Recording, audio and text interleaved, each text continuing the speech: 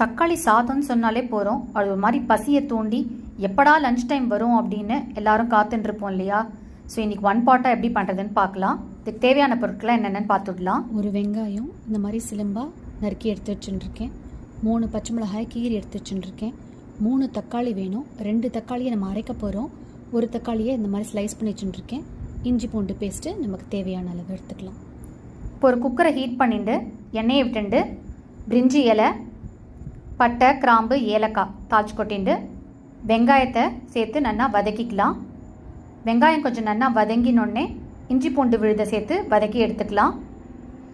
இதோடையே பச்சை மிளகாயை சேர்த்து வதக்கிட்டு நம்ம நீல வாக்கில் நறுக்கின தக்காளியை சேர்த்து வதக்கணும். இதோடையே நம்ம தக்காளி விழுதியும் சேர்த்து நல்லா வதக்கிக்கணும். இப்போ இதோட 1/4 டீஸ்பூன் மஞ்சப்பொடி, 1 டீஸ்பூன் காஷ்மீரி சில்லி பொடி, 1 டீஸ்பூன் காரப்பொடி, 1/2 டீஸ்பூன் உப்பு இதெல்லாம் சேர்த்து நல்லா வதக்கி அப்படியே நல்லா எண்ணெய் பிரிஞ்சு வர அளவுக்கு நல்லா வதக்கி எடுத்துக்கணும். நல்லா வதங்கி வந்துடுத்து. இப்போ இதில் புதினா, கொத்தமல்லி எல்லாம் சேர்த்துக்கணும். என்கிட்ட புதினா இல்லாதனால நான் கொத்தமல்லி மட்டும் சேர்த்துருக்கேன் இன்றைக்கி. புதினா இருந்தால் நிச்சயமாக போட்டுக்கோங்க. இப்போ இந்த டிஷ்ஷுக்கு தேவையானதுக்கு தண்ணியை விட்டு நல்லா கொதிச்ச உடனே ஊற வச்ச அரிசியை சேர்த்துருக்கேன். நான் ஒரு 15 நிமிஷம் ஊற வச்சுருக்கேன். நல்லா சேர்த்து கலந்துட்டு குக்கரை மூடி 2 விசில் விட்டால் போகிறோம். அப்படியே 1 டீஸ்பூன் நெய்யும் விட்டு குக்கரை மூடிக்கோங்க.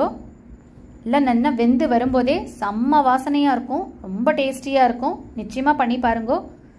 ஆஸ் யூஷுவல் தக்காளி சாதம்னா உருளைக்கிழங்கு கறி, ஒரு வெங்காய ரைத்தா தான். ட்ரை பண்ணி பாருங்கள்.